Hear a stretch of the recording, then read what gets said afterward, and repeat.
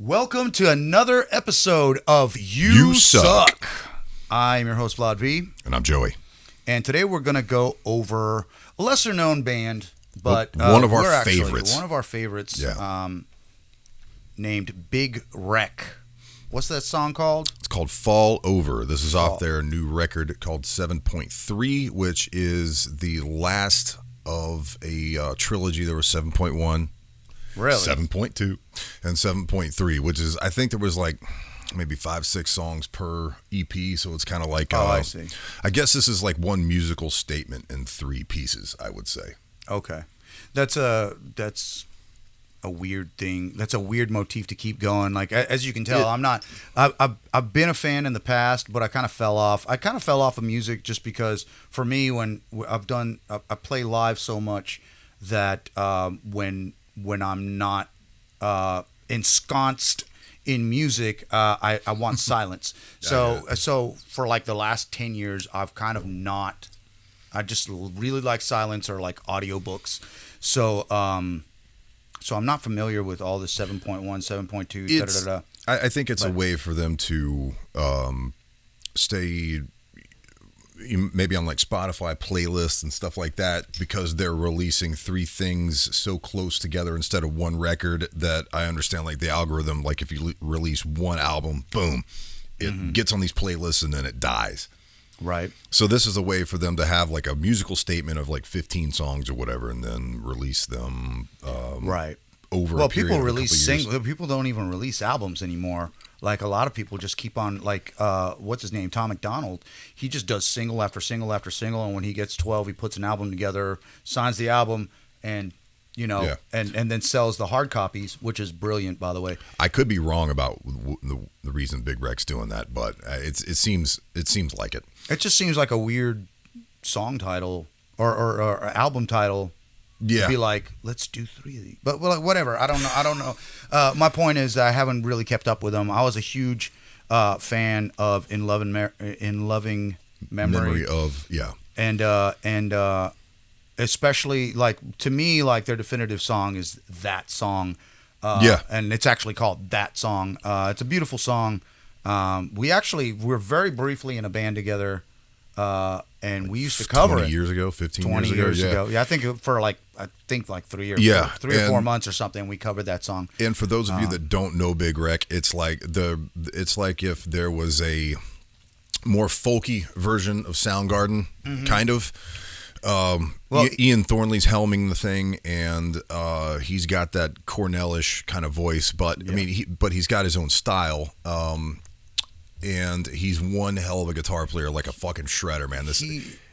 He's known as the Canadian Chris Cornell. Basically, I mean, the Big Rec, in my opinion, is the best band in the world that no one has ever heard of, and that's a fucking shame. I can't figure out why. I think maybe they just kind of go over people's heads, which is interesting because they're not really progressive. It's just they're just good.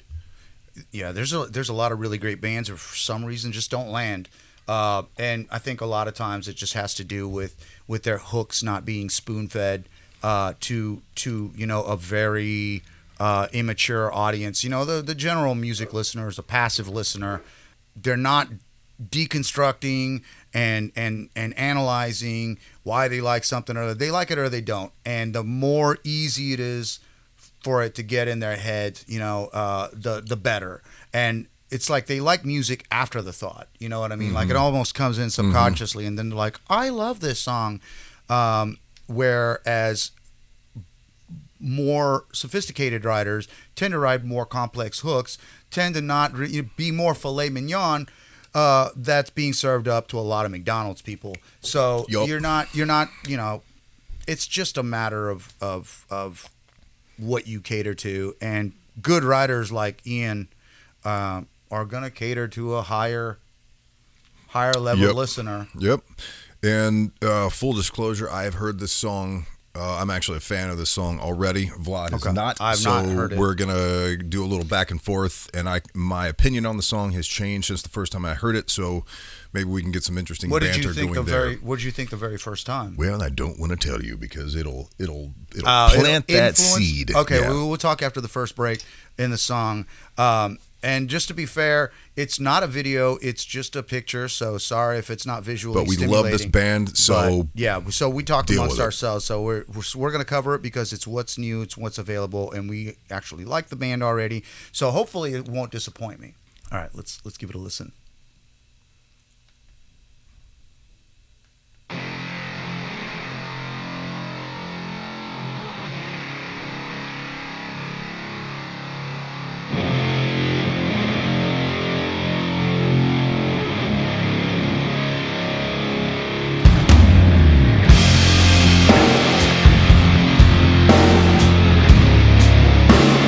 Very when the levee breaks.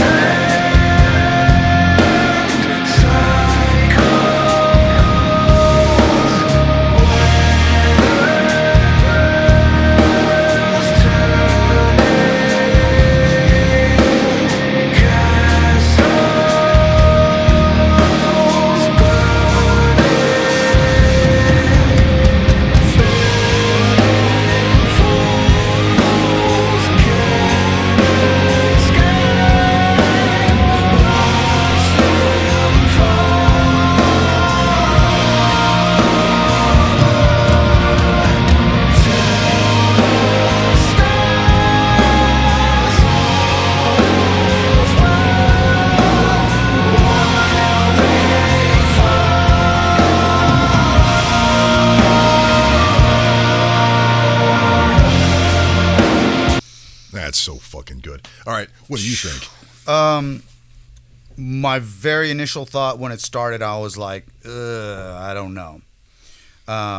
Sounded very, like I said, when the levee breaks, had that feel. Not necessarily a bad thing, but I was like, is this going to be derivative? Is this going to like kind of fall into that? And when he started singing immediately, you know, I'm like, there it is. Yeah. And then the fact that what a lot of these kind of riffs do, you start out with a droning riff and it'll do that. Like we saw that happen with the Gorillaz song where you're like, it sounds killer, and then they work it to death and you're just kind of like, now I don't care anymore. You didn't go anywhere. You didn't take any breaks and go into like a big chorus or a bridge or something, and you just kept hammering this droning riff. And now I don't give a fucking shit, and I'm waiting for your song to finish already. And he immediately did not do that, and he goes into these weird note changes. Where you're not expecting him to go, like I talk about this Sulfur X formula that a lot of good writers mess with, where they'll set you up. They'll be like na na na, right? So you kind of know what's coming, right? So you heard the first two notes, and you kind of go, okay, the third note's probably going to be this. Yeah. So there's no surprises there. But he sets you up for this kind of formula. Nice. And then he'll go and he zigs or zogs when you think he's going to zig or zag. Yep. You know what I mean? And I love that. And it's not, because sometimes people do that. And we talk about this a lot too, where sometimes people will do that and they'll set you up and they're just being reactive. They're not worried about what they're doing. They're just worried about not doing what you expect. So it works to the song's detriment, whereas his never does. His shit, he's aware of he's setting you up for what you expect to hear, and then he does something even cooler. Yeah. My initial impression of the song was that it didn't do enough. Like I wanted the chorus to be like a different feel a little bit. Melodically, the chorus is different. It goes somewhere I wasn't initially expecting. So that was the chorus. Yes. Okay. And it rhythmically, like I wanted the drummer to go with, say, like eighth notes on the hi-hat or something like that, to where I didn't feel like the dynamics were different enough between the verse and the chorus. Right. And I was just kind of like, God dang, man, just give me something a little different so that the song isn't droning on. And what I found was that was just because that was the mood that I was in. Okay. I happened to listen to this last night on headphones really loud, and it was that sort of like almost half-ass dreamy state where you probably should just get your ass off the couch and go to bed, but you don't because the bed's way over there and you're already here, you know, that kind of thing. So you're saying this would be really good stoned? Yeah, but I mean, that's what I'm hearing. Well, I don't care for that, but yeah. So anyway, but last night I was in the mood for something kind of sleepy and dreamy, but I still wanted something kind of heavy, and this fit perfect, man, because it just kind of just puts you in this hypnotic state. Right. So that this is more of a hypnotic song. You're not going to get that chorus lift really dynamically. It's just a melodic lift, and initially I was wanting it to go somewhere else, and it pissed me off. I was like, dude, Ian, you're like maybe what are you doing? Maybe the most talented frontman on earth right now. That's maybe. I mean, because talented motherfuckers out there. Well, a lot of the guys are gone. That's the problem. True. Most of them. But like. As far as this style of rock is concerned, there's not many people that can hang with him, and I didn't think he did enough with it. But I don't think that's what he intended. I think it was supposed to be a hypnotic song. So anyway. Yeah. One of the things that I struggle with is I love really heavy mellow music, and that's a tall order. That's a really tall. It's really hard because I like that almost like 9 Inch Nail-y kind of like really distorted kind of stuff, and it's really hard to find even a playlist of different songs together that are real heavy sounds that are, you know, not just 120 BPMs, your standard like rock and roll song hammering, or that aren't slower, just kind of like grooving type of stuff. But this is like way slower than that, and it's like you can almost, like you said, it's almost like a sleepy quality, but it's heavy. Yeah, and that's a hard thing to find. So I like that. This is definitely gonna go on my heavy mellow playlist. I think I started building some at some point, but shall we continue? We should continue. There was something else I wanted to say. Oh, the and I'll edit all this shit out, but like. But the chorus sounds like a pre-chorus to me. I want him to go higher. So I relate. Yeah. I relate to what you were saying, where you kind of expected it, but I see a lot of, you know, grow on me potential in this song so far. It does. So let's see. It's a mood song. Mm-hmm.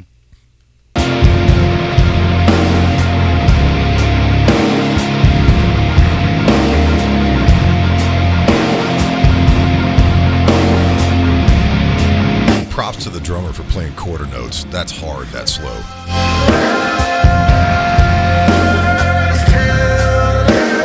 I almost would like a backbeat on that.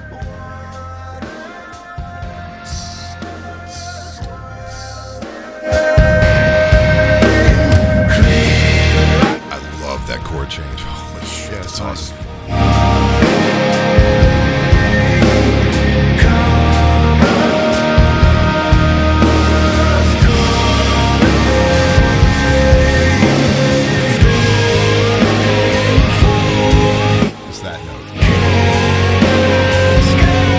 Third note.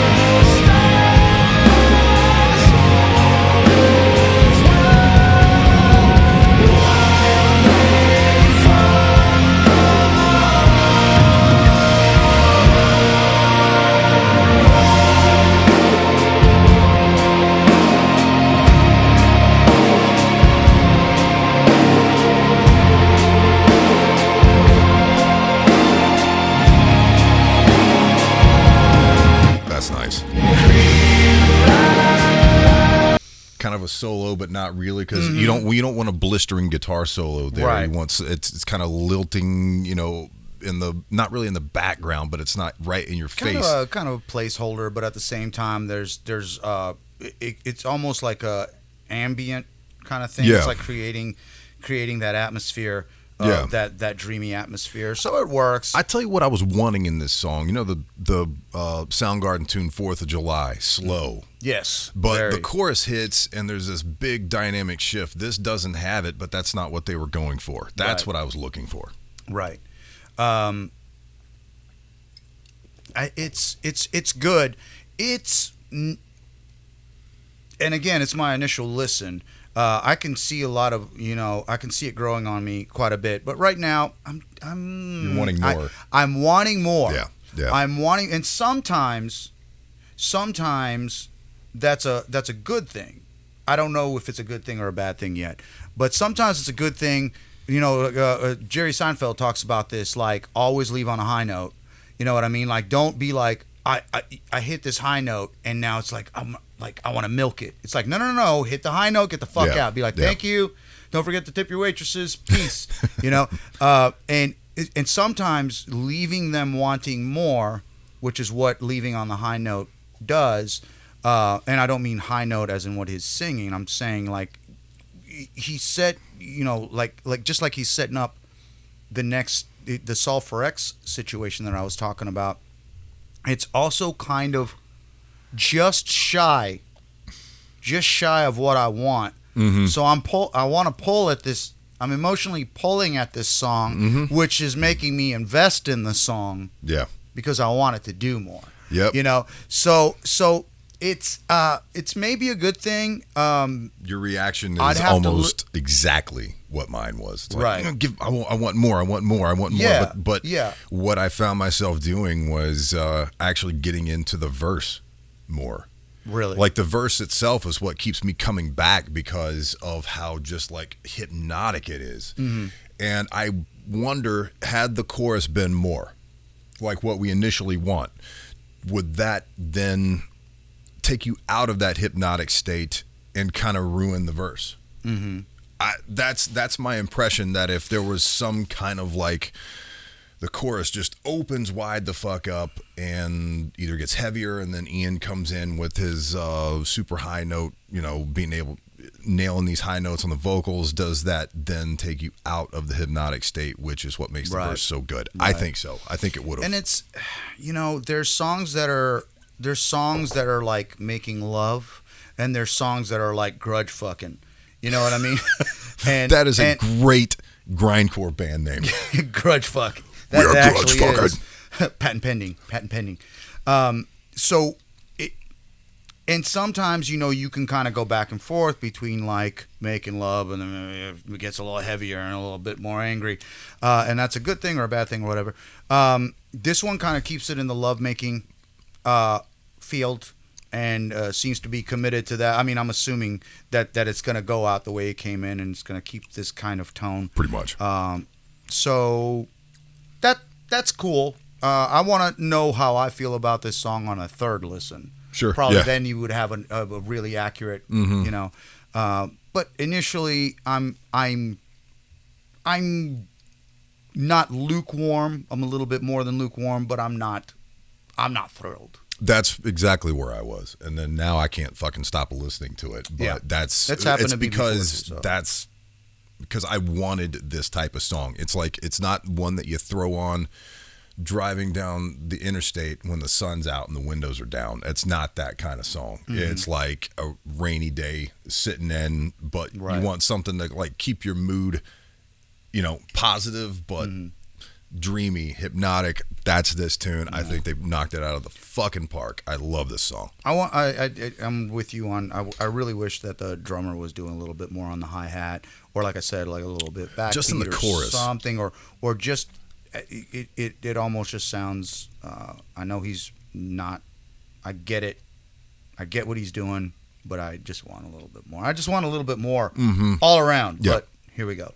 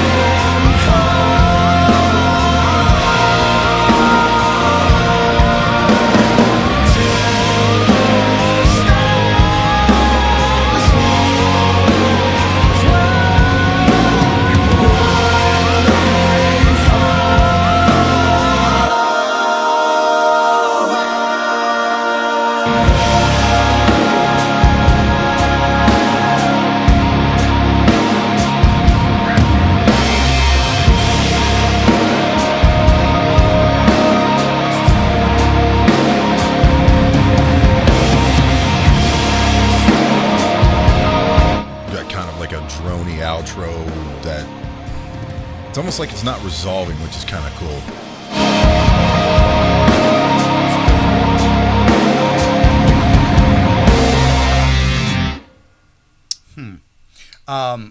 That outro to me was stronger than their bridge, and I would have liked to hear that outro as their bridge, better than what they did as their bridge, and I would have liked to hear that with a climactic, like a crescendoing type of, since it's not really in the choruses, and the choruses to me seem more like pre-choruses.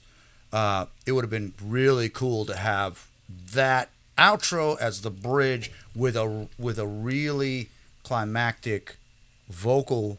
I would agree with piece, that. and then go back to chilling. I think that would have been perfect, and that would have definitely been the edge on this little lovemaking session. Yeah. I wonder. That I'm looking for. I wonder if they do a lot of pre-production. Or if Ian is the type to just kind of say, this is the song and this is what we're going to do. Because Ian, from what I understand, basically is Big Wreck. Yeah. He's surrounded by amazing musicians, but I think he is the band, basically. Yeah, I don't think anybody is doing a lot of pre-production anymore. I think everybody has got a home studio. I think there's so much stuff that can be done remotely. You're sacrificing the interpersonal relationships and the interpersonal writing. This augmented this thing. I talk to Joey about this all the time. It's called the mastermind phenomenon. Is when you put two people together, or three people, or four people that are task oriented and are all into creating the best thing that they can possibly create outside of their ego, with their egos at the door. It creates something that's bigger than the sum of its parts. So, and that word is Gestalt. I think it's a German word. Yep. And Yep. it means greater than the sum of your parts. So 2 + 2 = 5. And that's what gets you those transcendent songs. That's what gets you those timeless masterpieces. And when you have the convenience, you're sacrificing all that, because that doesn't happen over FaceTime. Mm-hmm. It doesn't happen. It's so great to be like, oh, I can do this in my underwear at home. Great, but you're never gonna get that mastermind phenomenon to happen. And if you do, you're like the next Mozart or something. I'm sure that there's an exception to the rule, but to go back to what you were saying, he probably writes all this shit. There's probably no producer. There's probably no pre-production. It's produced, but in so much as it's like an engineer that gives the record. It's like production wise, it's amazing. That drum sound, nobody does shit like that anymore. That's like a nice compressed room sound. It takes fucking big budget to do that, and an engineer that knows what they're doing. Right. A lot of times that overhead mic is like the key.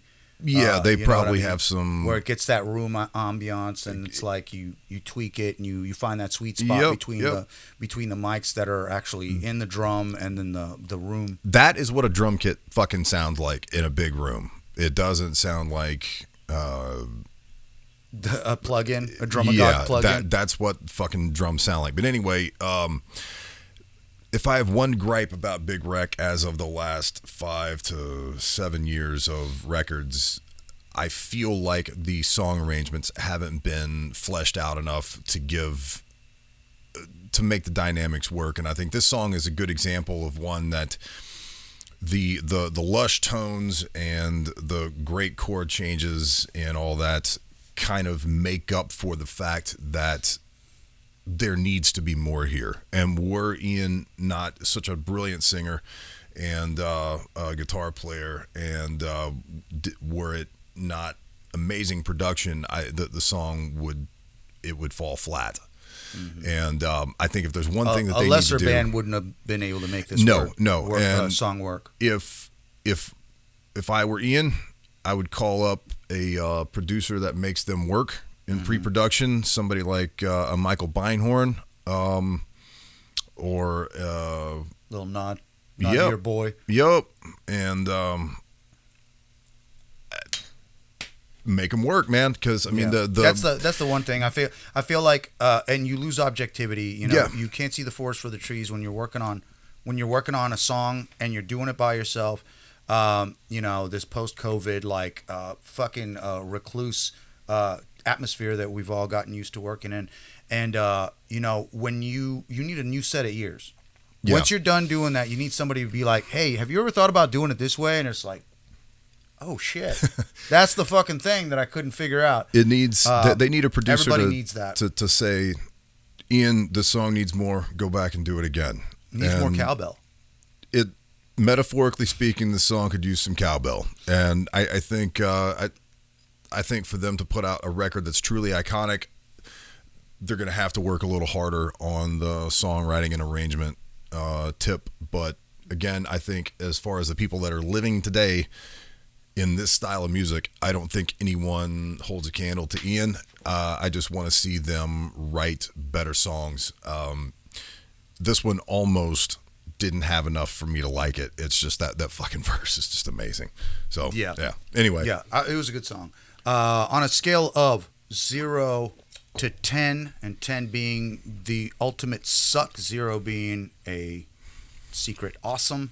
What do you think? On a scale of on that scale, if I'm comparing it to every song ever written instead of putting it on a big wreck bell curve, I'm gonna have to go with, you know, like a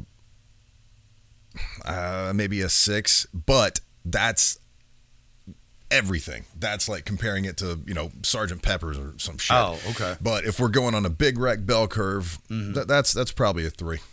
Okay. On the big, I'm just gonna do the bell curve. I think. As it stands now, I'm at a 5. You know what I mean? I really don't hate it, but you know, and again, my frame of reference would be that song. Yes. The song named that song. Yes. It's not the Rockin' song or anything like that, but it's like he's so good at those nostalgic. I love him as a lyricist, and it really. This one is like the 5 version of that song, if I'm comparing. Sure. You know what I mean? Yeah, I would agree with that. So, I understand. all right. I want to listen to it again, though, so it makes me want to hear the rest of the album, too. Definitely. So, if you enjoy our reviews and you want to see more of these videos, we've got a little bit of a back catalog building up, but we also release new videos on Sunday, Tuesday, and Thursday at noon. We are on Rumble and YouTube. Go ahead and subscribe to the Rumble first, because the YouTube likes to censor a lot of stuff. So you're you know, sometimes they won't even let us post the videos that we want. So if you have any song suggestions, please put them in the comments. Try to make them newer songs and everything like that, so that they're kind of relevant and what people want to get reactions to. And if you have hate mail, we enjoy the shit out of it. Please send all your hate and all your love in the comments as well. Until next time, we'll see you. I'm gonna kill that fucking dog. No, you're gonna pet her lovingly. Yeah, I probably will. And be like, shut up, you stupid bitch. What was I saying? I don't know, something about Canadians. Canada. That's how it goes here at You Yeah. Suck. Sometimes we suck.